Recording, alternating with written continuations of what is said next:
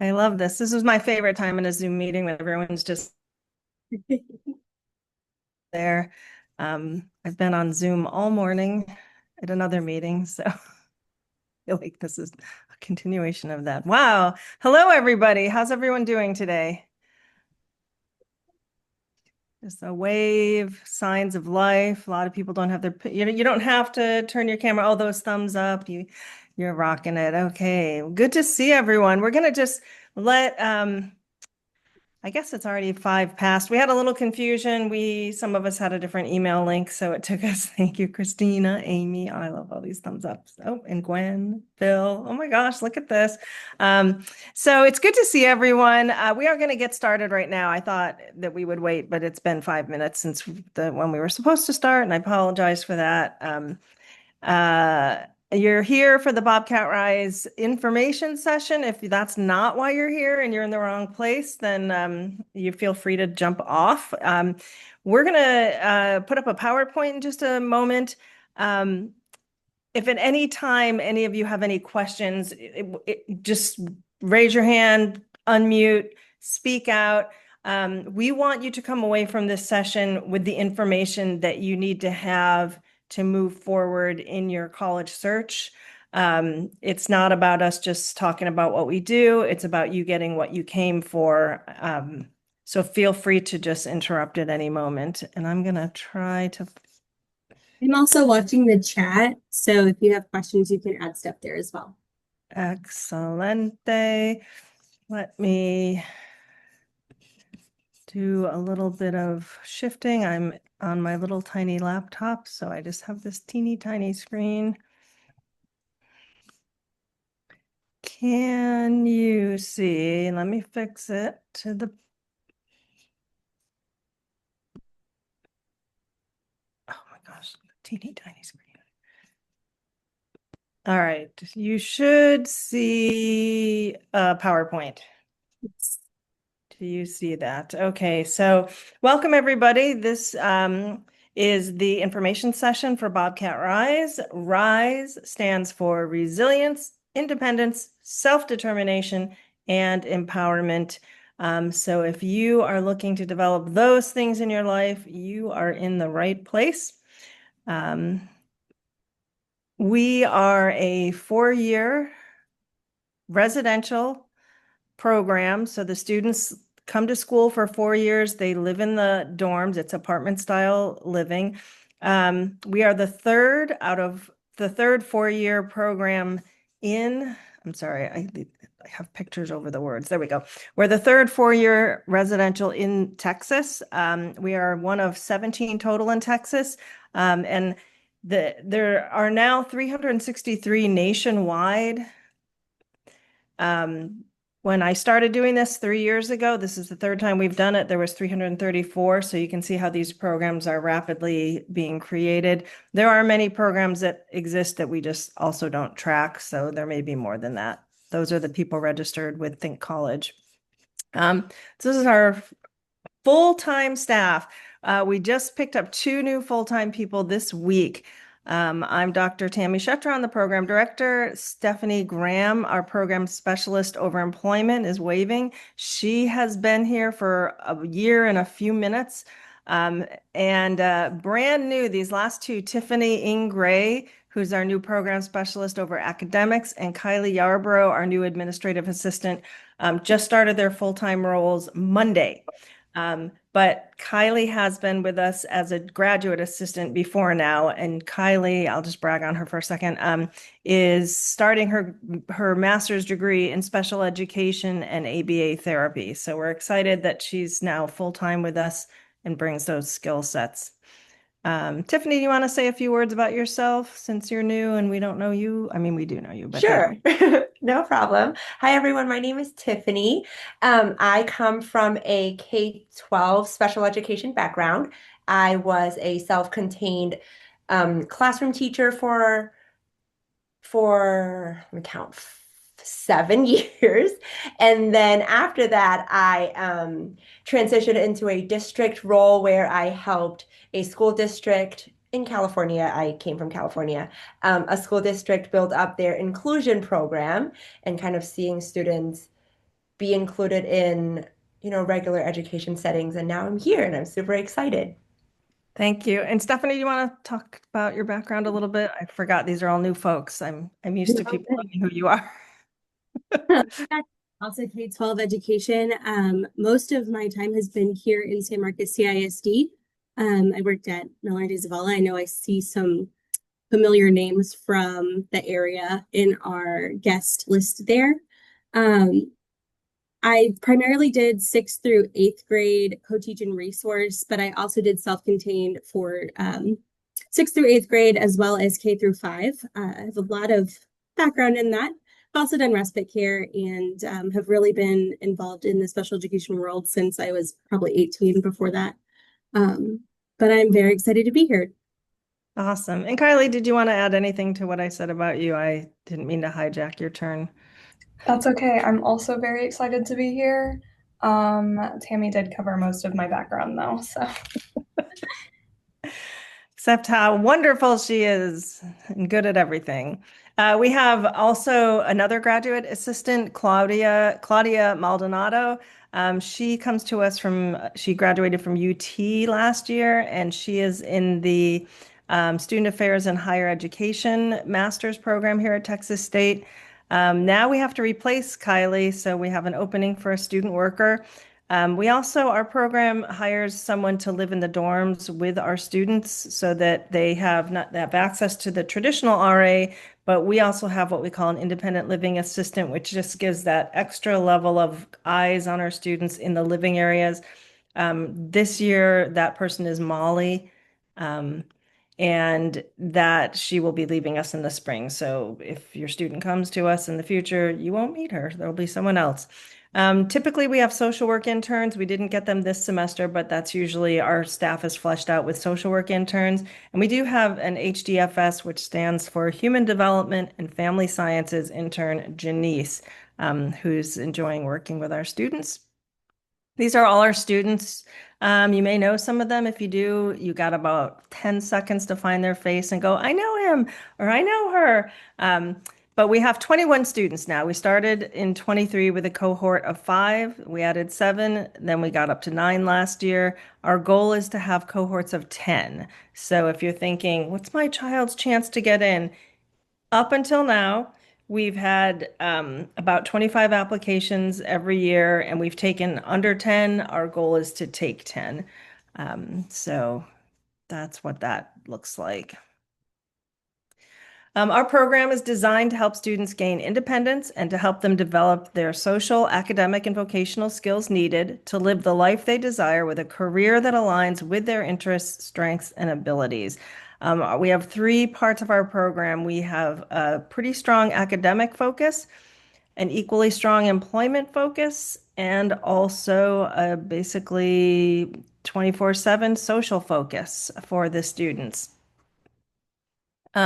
How is inclusive post-secondary education different from traditional college? It's very important that you understand that even though the student comes for 4 years and takes traditional classes, and we'll talk all about that soon, they are taking these classes for 0 credit. They are not going to get a college degree when they leave. They will be here for 4 years. They will hopefully learn a lot. They will get a lot of employment support, and we are going to go into that soon. But they do not get course credit. If your student can take the TSI, they can take the SAT, they can get into college the traditional way and take courses for credit. Our program is not for you. Your student should do that.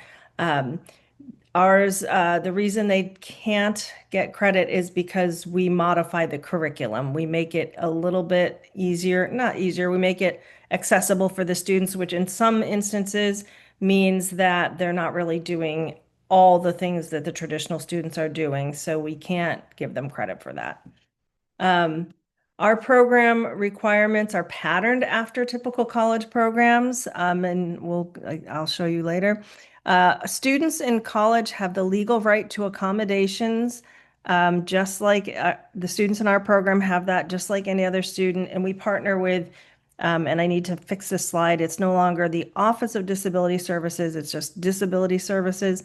That means if If they need to sit in the front of the classroom, they can get that accommodation. If they need access to the PowerPoints before class, they can get that. If they need extended testing time, our students can get all those accommodations. But the difference again is that we also modify the curriculum. So the modifications is what makes the students in our program kind of a different category than the traditionally matriculated student. We provide supports for our students. One of those supports is a daily study group their freshman year. They all have to come. They, we have lots of volunteers and staff that help them figure out how to do homework, how to do the online systems. We also, for the students that are upperclassmen or older than freshmen, we have office hours so the students can meet with us and we can help them with their homework. We have lots of volunteers. Volunteers help with study groups. They also help with social events. We have our own student organization. It's called BOCO Buddies. One of our students is the vice president of that organization, and he helps host events. And notice that the bottom one says employment focus, and there's some question marks there. We've been having this debate over how much our program supports employment. And the reason, notice that attention, please, just put this in your back of your head somewhere. The reason we used to say 40 to 50%. The reason we are possibly changing that is because funding from the Texas Workforce Commission might be dependent on what that number is. So we want to be very careful. We think that the academics and the social support and the employment specific classes, all those things help a student to get employment. So is our program 100% employment focused? We have to decide that, okay? But we have to just be really careful with that number. And I'm open to any of your opinions because I'm sure you've worked with this system. How else is our program different? You've all been in the K through 12 system, and because your student has succeeded, you're looking for the next step. Policy and the field of inclusive post-secondary education have both grown to the point where students are now coming to college, but that brings us to a whole new body of knowledge, which is college student development. And that's where everything you've experienced so far with your student is going to change a little bit, because if your student comes to Bobcat Rise, you're going to bring them to the dorm, unpack their things, say goodbye, and drive away. So that is hard for any parent who brings their student to college. But we just want to put it out there because we find that the parents need to be ready as well as the student, because it is a big release, a big trust exercise. Is your student going to be safe? So I just put that out there for y'all. So does anyone have any questions about anything I've said so far? And I can't see everybody, so you'll just have to unmute and speak up. I have a student with me, and he wanted to know, would he be taking classes every day? Just a single class.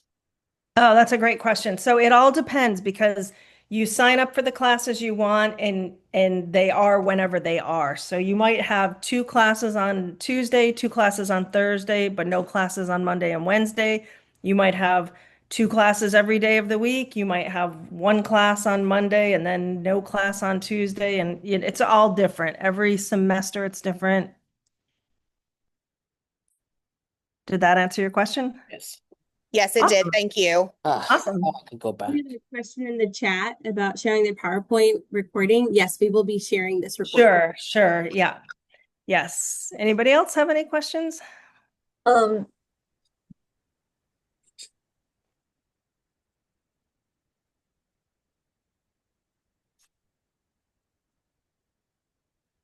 I thought I heard someone start to talk.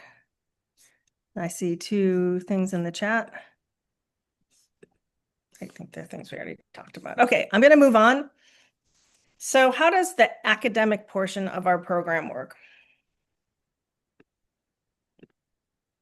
I don't know because this slide will not advance. There we go. So our students take traditional college courses and they get 0 credit, like I said earlier. The way we do it is we have them take core courses, just like any other college student. They take 5 core courses, they take 5 exploratory courses. That means they can go anywhere in the college and take any class that they're interested, unless there's a prerequisite that they haven't met or can't meet. But that's true of any student. But we have not been in a department yet that said our students can't take courses from that department. And then the last 5 courses, we hope by that time the student will have developed a specific interest that they really want to take a deep dive in, and then we create a concentration for that student. For instance, we have a student who wants to be an activity director at a senior center. So she's taken the sociology of aging and society. She's taken lifespan development, family communications, therapeutic recreation. She keeps taking courses that kind of align with the ultimate job that she wants. We also have courses that are just Bobcat Rise courses. We call those seminar courses. In the BCR seminars, the students learn about healthy living choices. They learn self-advocacy. They learn financial money management. They kind of learn more of those practical skills as well as things that will help them to live a self-fulfilled life that they might not get anywhere else. We also have employment classes every semester. So the students take 8 classes across the whole 4 years. And there's a really strong internship and job shadow component to that Stephanie will tell you about in just a few minutes. And of course, we have the supports that I mentioned earlier. This is a sample of what those courses look like. If you look at the column all the way to the left, it says semester. So it goes down 1, 2, 3, etc. And it shows the courses they take. Some of this has changed a little, but the typical course is that they take the first year is US 1100, which is a course that all our students take. It's kind of like introduction to college. They take Communications 1310, which is Fundamentals of Human Communication. That has turned out to be one of our students' favorite courses. They learned so much in that. They take a course called EDP 1350, which is effective learning, which kind of teaches how to organize your studying and to understand how to take in information in college. They also take English 1310, and they take a class called ELAR, which is basically a reading class. We don't do computer anymore. That was not a good idea. But you can see they go into semesters 4 and 5, it's exploration, 6, 7, and 8, concentration classes. And we're just getting to where we have students that have to start thinking about those concentrations because we're just now in our 3rd year. And if you look at the bottom of this slide, you see it starts over again with semester 1. These are the Bobcat Rise seminars. The first semester, they take a class called Campus and Self, where they learn about the campus and they learn how to basically belong there. Like, can they join student organizations? What things do they have access to? The second semester, they take independent living skills, health and wellness. We have added a relationship and healthy sexual relations component to that because our students need that information. There's a communications class, health and wellness too. There's a whole bunch of those they cycle through. And then if you look at the bottom of this, it starts going into the career classes. Notice first semester, they learn jobs that they could get on campus, and then there's a description of the course. Number 2 is a job practicum. That's doing micro internships, and it advances on through the first 2 years. They have opportunities on campus, and then the second 2 years, we hope to move those opportunities into the community. Ultimately, that last eighth semester, we would like to see them have a 20 to 30 hour a week internship in the field of their choice. We don't know if that's going to work because we haven't gotten there yet, but it seems to be working so far. This is just a sample of how the students get graded when they take a class. The teacher might grade them a certain way for the assignments, but at the end of the day, and this is an old sample, so it doesn't even have all the categories. At the end of the day, we want to know, did they show up? Did they participate? How much of their assignments did they complete? Did they show improvement? Things like that. And then they are given a grade based on this rubric, not based on the actual class. So if a student, let's say, turned in every single assignment, but they weren't done that well, that still shows participation. That's like 100% engagement, right? 100% of assignments, maybe at a 50% quality, that's still 100% engagement in the way we see things. This is a sample of a student learning agreement. And again, it's an old one. Oops, here comes someone else in the waiting room. We get together with the professors every semester. Our student signs up for a course, and we meet with the professor and the student, and they go through the syllabus, and that's the point where we make the modifications and we decide what are the assignments that the student will participate in or will attempt to do, and if it needs to be modified or not. I've got a student right now in a world religion class, and she's been given permission to do a video response for any kind of an essay that normally would be written. So she just has to videotape herself talking about the topic rather than writing a paper on it. These are some of the classes our students have taken. History of Germany, public history, history of Texas, sociology. I'm not going to read all of these, but you can see concrete management, theater production, agriculture, bowling, aerobics. It's been really fun to see our students branch out and find things that interest them in courses that are engaging. And at this point, I'm going to turn this over to Miss Stephanie. Hello. So employment is what I do. Here on this slide, we have a picture of one of our students, Grant, who's a cohort 1 student who interned at the ticket office. He was able to see how all the ticket sales went for football season, and then did a lot of research comparing ticket prices to other universities. And then the bottom picture there is of our cohort 2 students. This is the very first site visit we did after I started last year. And we went to see copycats and see what the job is like there, the different skills needed, and just tour the facility. Unfortunately, that facility is closed down, so I'm working on changing out some of our site visits. So our class content, the first 2 years, we focus on on-campus jobs, and the second 2 years, we focus on community opportunities. Throughout each of these years, we are also focusing on career exploration. We are focusing on learning all the soft skills needed to have a job, writing resumes, writing cover letters. We're doing workshops on conflict management. We're just really building all of those skills we need. And for those of you that are educators, in Texas, we follow TEKS. I use the NACE career competencies to kind of guide our curriculum there. So our freshmen today, I took them to the campus rec center, and we learned about all of the jobs and areas available at the campus rec.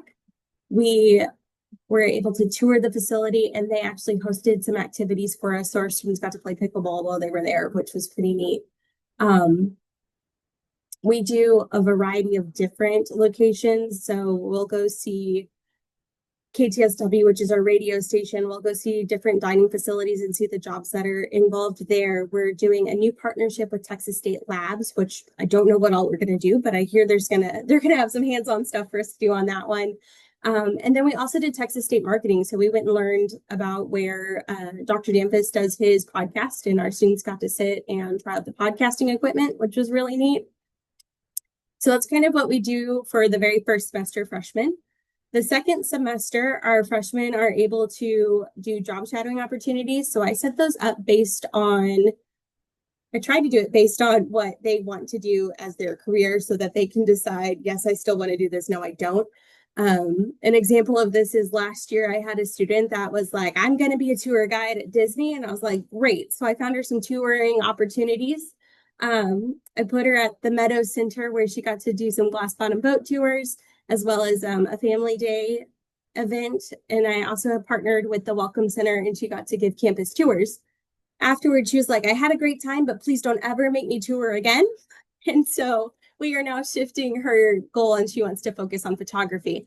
But that's the whole point of this. We want to make sure that they're liking what they're doing and getting the chance to explore. Starting year 2, we start doing micro internships. I am working on building the program and building our partners so that hopefully by the time our group of seniors are seniors next year, we'll have some 14-week-long internships.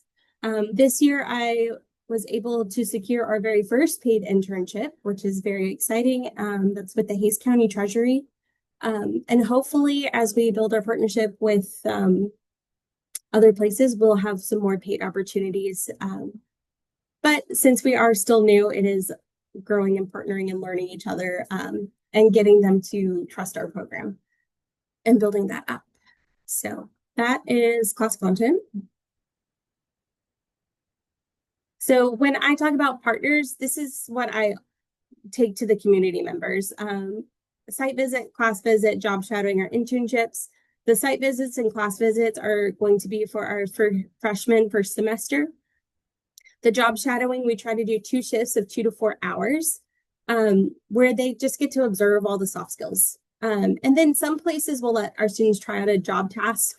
For instance, one of our students worked at they did a job shadow at the student rec center. So they got to do a cycling class and assist with the cycling class.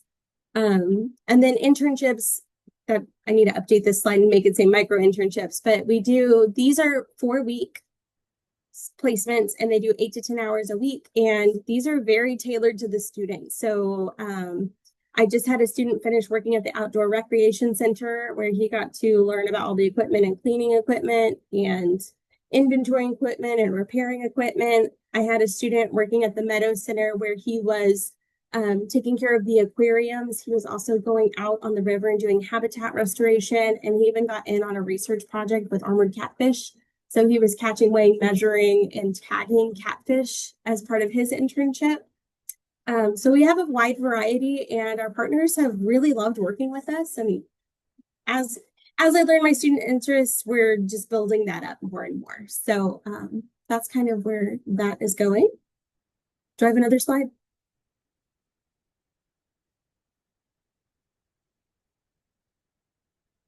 No, I guess that's it. Sorry, I was having trouble changing the slide.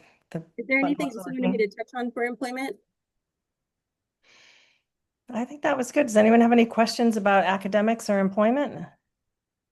We did have some comments or some questions in the chat. So one of our first questions was, are they accompanied to the classes? So in the beginning, we will help them find their classes and make sure they know how to get there. But typically our students attend on their own.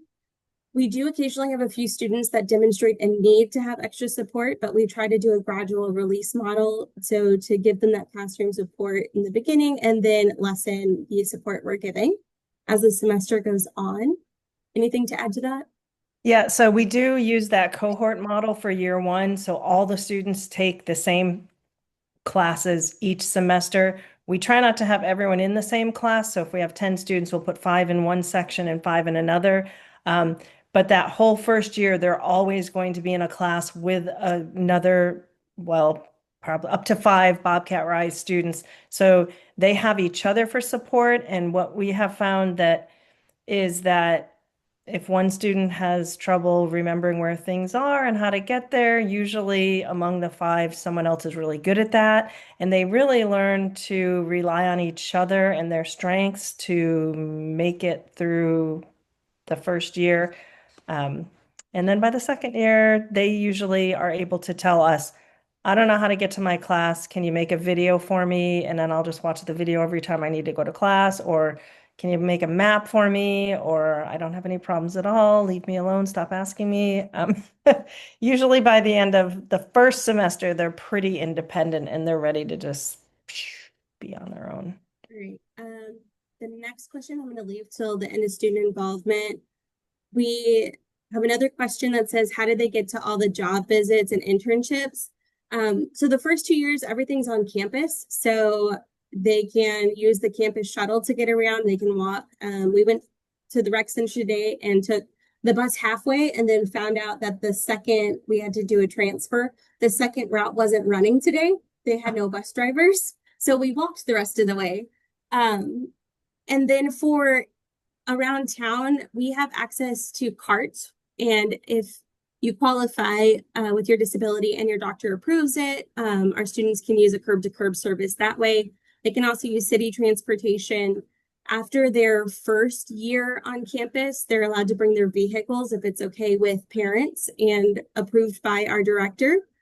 So they can drive to their internships that way. They're also able to use Lyft, Uber, all of those things. Yeah, and we have some students who don't want to use Lyft or Uber, which is fine, but we've also found over time the more connections we make on campus, our preferred English instructor, her husband's an Uber driver, so we kind of have a direct contact with a person that's vetted. So it usually works out. We make it work. Next So there was question. oh, go ahead. Sorry. Next I was- question. What academic level is preferred for admission to the program? Yeah, so that's we do have a list of requirements on our Bobcat Rise website. What it kind of boils down to is they should have some reading, writing skills. But there are so many there's so much assistive technology and so many ways that we can accommodate that. We have found that as long as they have enough to read a text, to know when they have to show up somewhere, to minimal reading and writing communication, it still works. The most important things they have to have is they have to want to be in college. They have to want to learn. They have to be independent. They have to be, we don't schedule their day from the moment they wake up till they go to sleep. They have a couple classes. They're required to join an organization. And then they have a lot of free time. So if they are the type of student that would not use that in a positive way, this probably wouldn't be a good place for them. We have found that students sometimes just stay to their room a lot because they're not used to having free time and they're definitely not used to this environment. And over time, they kind of start getting more familiar and they'll start hanging out at the library or Starbucks or at the dining hall. But if it's a student who really just thinks that college is just going to football games and stuff, that is part of it and it is a lot of fun, but there's a lot more rigor to our program and a lot of independence is required. Next question is, do you teach the students how to use public transportation? Well, yes, the first level of public transportation we teach them to use is the campus shuttle, which is the campus public transportation. We haven't used the city bus as much, but we have had the students trained on it, but I don't think anyone's really had to yet. We tend to default to carts, which is a curb to curb bus service for people with disabilities. You fill out an application and then when they get approved, you just call the service and you schedule it. So if your student had a dentist appointment and they needed a ride downtown or wherever that wasn't walkable, you just call them or the student would call them. And I'm sorry, my cat is like all over me right now. I don't know if you can see this thing. Just he's being needy. Anyways, it's curb to curb. So you call, you schedule it, they come and get you, and then they bring you back. And you just have to make sure you remember to schedule it. They're not like Uber where you just do an app on your phone.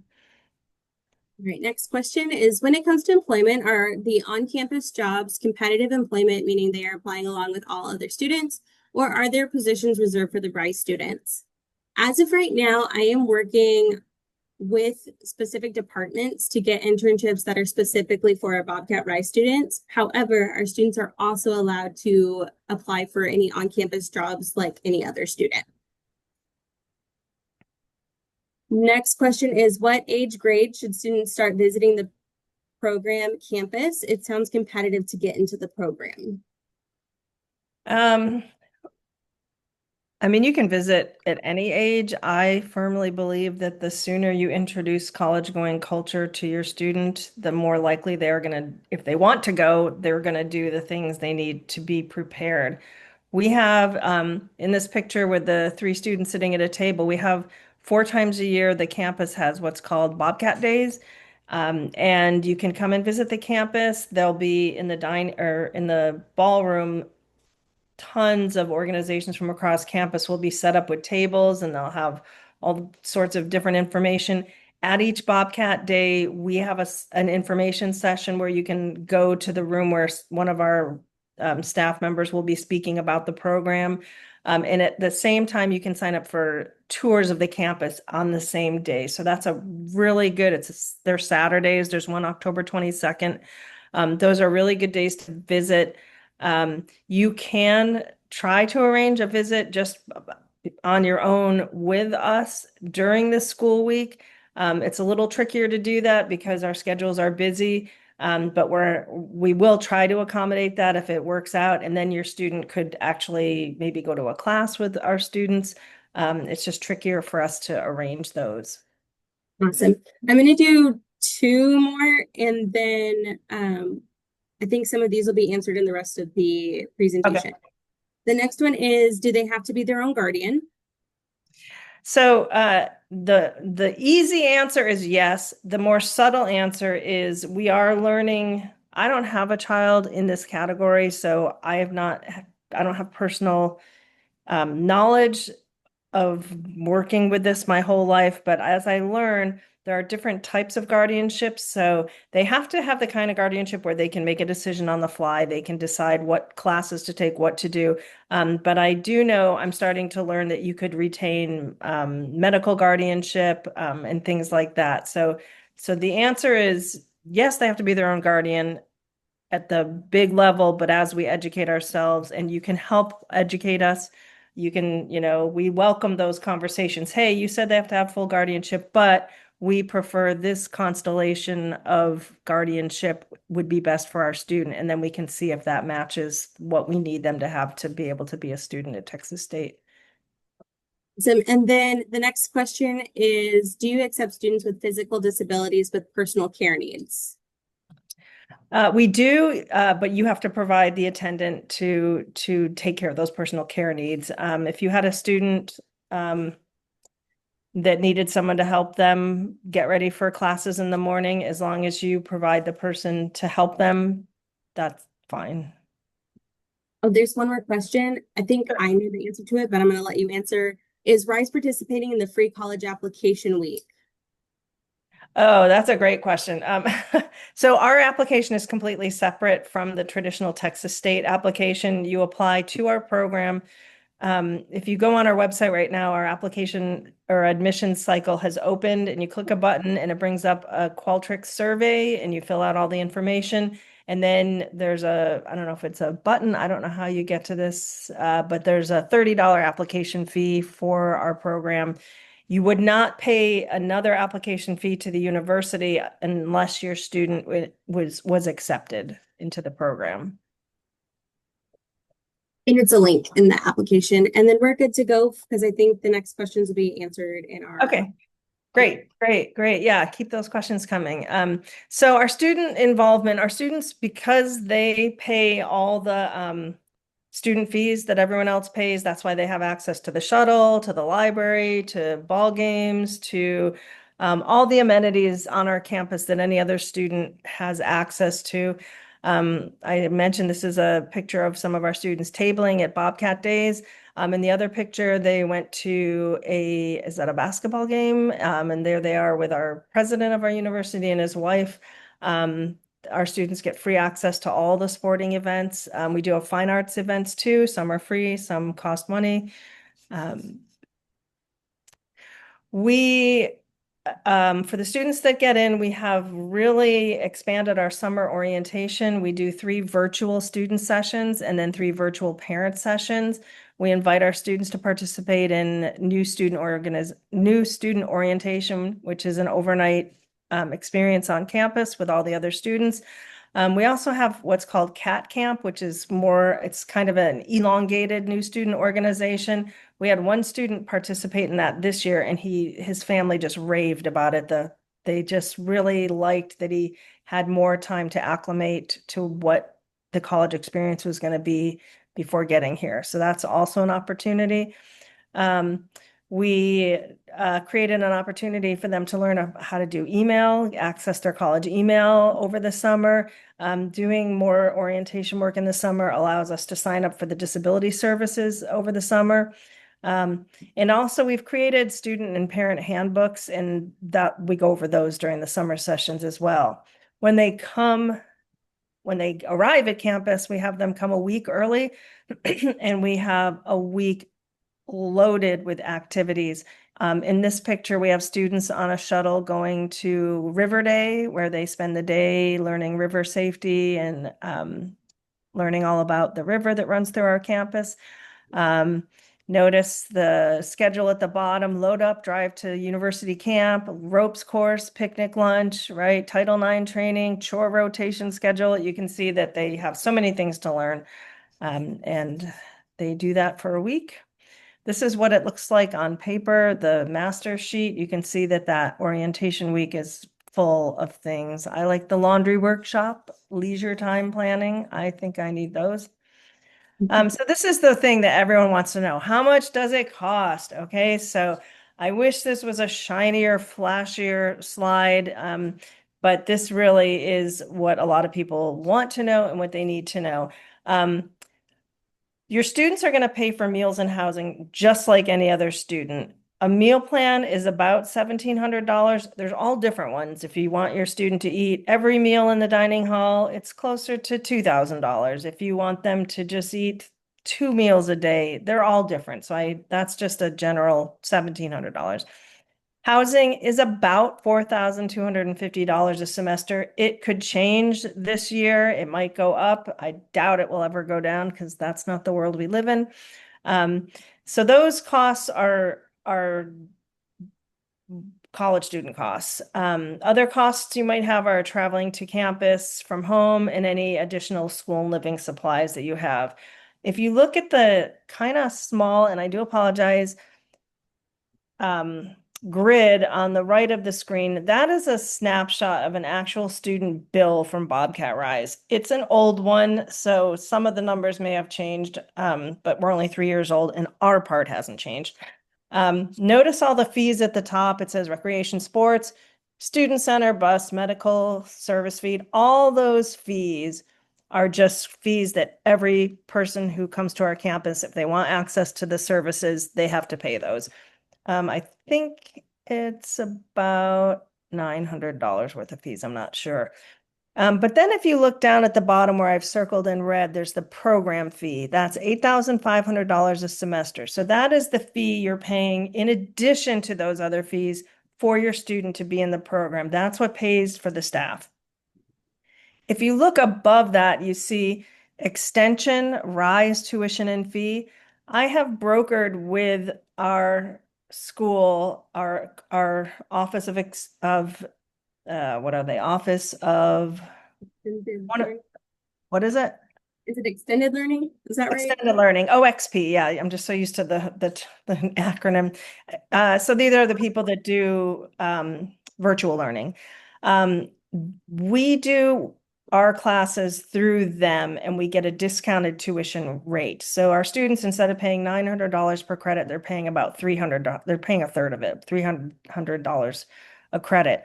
So notice on that one, the student's bill was $922 on that level. That's instead of whatever 3 times 9 is, $2,700. So I was able to get a little bit of a savings there. which then leads to the huge question, what about Health and Human Services, employment waivers, all those kinds of aid? So we're going to go into those weeds right now.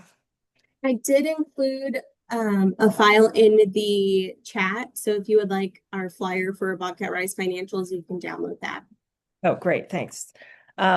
So the federal government has, and many of you have probably heard of this because you've been looking at these programs, there is something called a comprehensive transition program status that we can get. We are in the middle of applying for it right now. It's basically just a stamp of approval from the government that says we certify this program. When we get that, I hope we will get it. That allows your student to apply for federal financial aid that they can use for college expenses. I don't know when we'll get that. It's in the works. Hopefully soon. There are other funds. I'm sorry. There is going to be more rigorous accreditation coming down the pike, but to get that, our program has to be 5 years old and we're only 3, so we're not even eligible for that one. It doesn't come with better funding. It's just another stamp of approval. But there are other funding sources. How many of you have a TWC employment counselor already? Does anybody have one? I see a waving hand or two. Yeah, so TWC has not decided on what their policy is going to be for these programs as far as funding them. Now, TWC will pay for the complete college bill for a blind person, a deaf person, a person with a physical handicap. But when it comes to intellectual disability, they just haven't decided what they think about it yet. We hear all sorts of stories. People go to their individual counselors. They'll buy the student a computer. They'll buy the student. We just hear all different stories.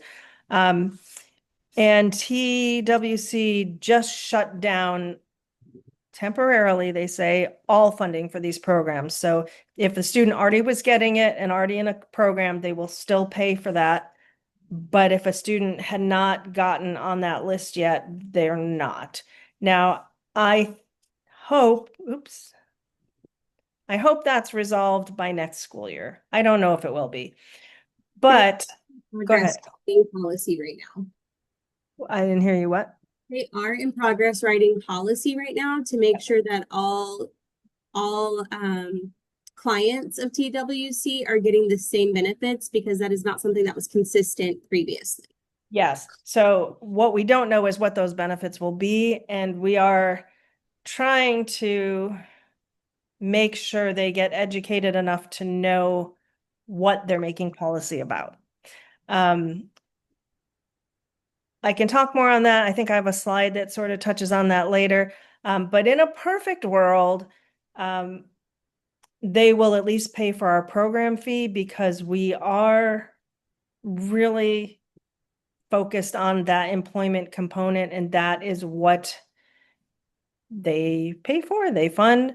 There is talk about the fact that if your student doesn't say in their transition meeting that they want to go to college, that they won't fund it. So I recommend, if you're on the fence, if you're at that age where your student's having those meetings, get I want to go to college on that, whether or not you think it will happen or it's the best fit, because if you don't, you will not be eligible for that funding. So I don't know.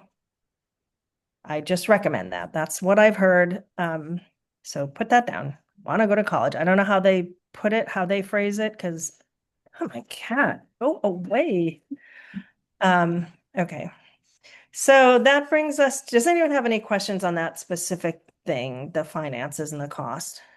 We had one person ask about the adoption waiver. Our program does not typically get that as part of our, like, we don't We accept that. haven't been able to get it yet. And we have had a student get some veteran funding. And all these programs that offer to pay for some of college, sometimes like if they pay, sometimes they'll pay the tuition. Well, for us, that's the lowest, a lower part of the bill, but great. I mean, if that's some money is better than no money. So we do need to keep pushing the envelope with the adoption money because I think eventually they will pay for our programs, but the field just isn't far enough along yet for them to really know what to do with us. Um, and that's why I have this slide on the advancement of the field. It's kind of important to know where we are so that you won't, so you can see where the field is going and why it feels the way it does at this moment. There is now a national conference on these types of programs. It's called the State of the Art Conference. It's hosted by Syracuse University.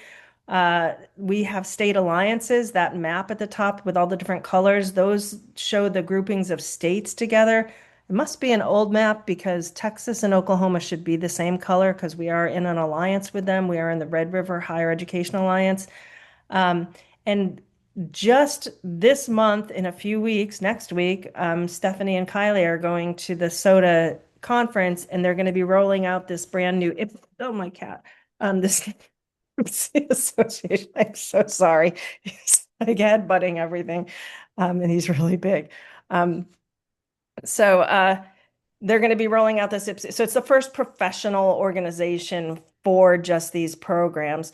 The big deal about the alliances is that Oklahoma, their vocational rehabilitation director, is passionate about these programs. Before she even did anything else, she just said, "Hey, I've got discretionary funding I'm just going to spend it on these programs." Then she and another high up person in that area went and they submitted policy, and policy changed in Oklahoma to support students in these programs. So the state of Oklahoma supports their students in IPSI programs. This past a couple weeks ago, Stephanie and I were at that summit for the alliance between Oklahoma and Texas. The executive director of our vocational rehabilitation was there talking to the VR director from Oklahoma. So we are hoping that those kinds of conversations will move the needle forward in Texas. So I often tell people, if you can't pull your checkbook out today and write a check for 30 grand for your kid to go to school next year, wait a couple years. I think things are going to be changing. So I don't want you to come away from this thinking, why is it so expensive? Why isn't anyone helping? Things are happening that are hopefully going to move that needle. So you should keep an eye on that. Does anyone have any questions at this point? We have a thank you for all the advocacy you are doing, and they're going to call their state representative. Please do. Love Yes, it. everyone. Everyone. Any other? Yeah, so I'm gonna try to have a personal meeting with the VR director so I can be like, remember, and she came to our session too, so she heard all about our program. So I'm gonna be like, hey, what were your thoughts? See if we can kind of keep it before her eyes. So if you want to know what we're up to in general, we have a newsletter. Stephanie can tell you how you can sign up for that because I always forget, even though she tells me about once a day. You're good. So did you put the QR code on that I sent you? I did not. Gotcha. When you stop sharing your screen, I'll put up. There's a QR. There's one right on the copy of the. That is not the sign in. Okay. I'm gonna share a share-in link. I can share it in the chat, and then I can put up the check-in link, and then it just has a few questions for you to answer. And then you can sign up for information on our newsletter, and I will add you to our mailing group. Oh, you put it in the. Oh, she's so smart. I'm so glad she works for us. Oh, I did not mean to do that. So we are funded by the Texas Council for Developmental Disabilities. We also got a really nice grant from HEB, and we do have one full scholarship of program fees and tuition for one student in every cohort that that we have. So we have 3 scholarship students right now. You would still have to pay for meals, room and board, and some of the other fees, but it's about $22,000 a year. So that's a really nice gift from, we keep getting all these people in the waiting room. Should I let them in? You're good. There, there's 2 questions that were not answered. One was about living, like what our students' living arrangement is. Mm-hmm. And then the second one, I think that was the second one. There was only one question, living arrangements. Okay, I'm gonna stop sharing my screen so we can all see each other. Yay.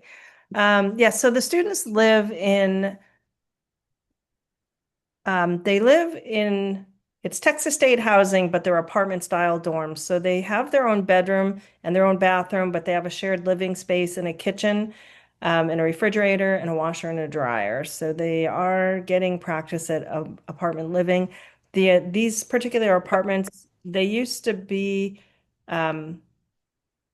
not owned by the campus, so they had a big advertising slogan, 99 steps from campus. So they are pretty close to campus. Our campus is hilly. If you have a student with a heart condition who cannot tolerate the heat, who is not physical, we have a young woman who is pretty physically frail, but she's bulked up and um, she's navigated campus. Okay, that's you doing that. I'm sorry. Yes, that's me. Sorry.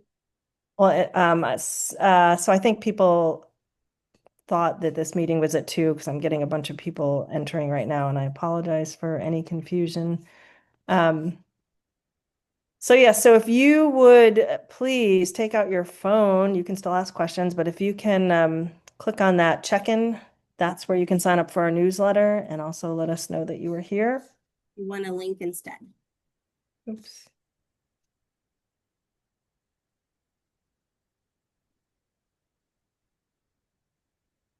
And what was the other question? Where do they live? And I think we answered the other question. okay. Okay. Happy to answer more questions. I know it's a lot of information.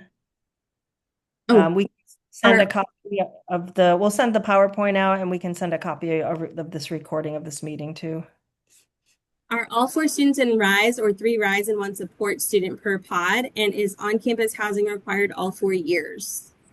That's a great question. So we just have 1 living assistant, so it's 4 Bobcat Rise students per room, unless the numbers don't line up, because sometimes the male to female ratio is not right. So we may have some just typical Texas State students in a room. We do have 1 student right now who has 2 other Texas State females in her room, but she also has the independent living assistant lives in that room too. So she has that extra support. What was the second part of that? Is on-campus housing required all 4 years? Yeah, so we have decided that they have to live on campus for 2 years. And then after that, they can move off campus, but they have to be within a mile of campus or on the bus shuttle. Or I'm sorry, walkable to campus or on the bus shuttle, on the shuttle route. Sorry. Any other questions? I have a question. For students that might not get selected, let's say you choose your 10, do y'all give any feedback do they, in order to find out like what is it that the student is Why? not? We try to. So we don't not do it because we're trying to hide anything. We have in the past. I just feel like that as we get busier and busier, it'll be harder. So just ask. If we didn't, like, we don't have an automatic process to do that. So we are happy to provide that feedback though. And if, just in case, are applications held can you reapply the following year or? We have the applications. So that's a Stephanie question. Stephanie, they could just update the application, correct? Like you wouldn't have to send us grades again, IEPs, things like that. had this before. We did have a new update. We have an updated application this year. So I think if you had already done it last year, you would have to do a new application since we have new questions on it. But Tammy, I think if they let us know, hey, I applied last year, I think the application fee would have to be done again so that we would process that through. But email us and we will work through that with you. Yeah, and so Kylie, raise your hand and wave at everybody. She's our new administrative assistant. Now that we have someone that can answer all these questions, just reach out to Kylie or reach out to us and we will forward the email to Kylie if we don't have time to answer There's a large deer outside my window. it. Anybody else have any questions? Where For those, I'm sorry, there's a bunch of people who just entered late. I think you thought this meeting started at 2, and I apologize. It started at 1. But if we have your information, we can definitely send you a copy of it, and we can send you a copy of the PowerPoint. We have a question asking where to find us on Bobcat Day. We have a table in the ballroom with all of the organizations. And then we have an information session that will be in the Bobcat Day programming. We haven't gotten the information for where we'll be specifically for that session today or for this coming Bobcat Day. But usually we're in McCoy at like 10 o'clock or 10:15 for that information session. But we're in the ballroom all day. Well, all day. Do they hand out, does Bobcat Day, do they hand out like a paper that lists all when everything is, or do they just put, how do they find that out? So if they go to the QR code on here, they can register for Bobcat Days because you also get a t-shirt if you register. And then they have self-guided tours and a whole bunch of sessions and tabling events.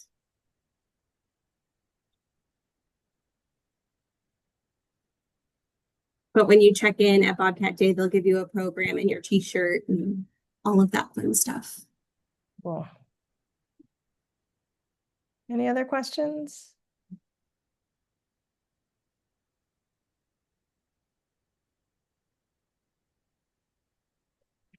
Well, you know where to find us. We're not hiding. Just reach out. You can just go to our website. There's a ask for information button. If you can't remember any of our names, that's fine. Just reach out to us through that. And we will send out this PowerPoint and the recording of this session to all of you. Hope you come to Bobcat Days and say hello to us. We would love to meet you. And have a good rest of your day and a fabulous weekend. Thank you. Bye.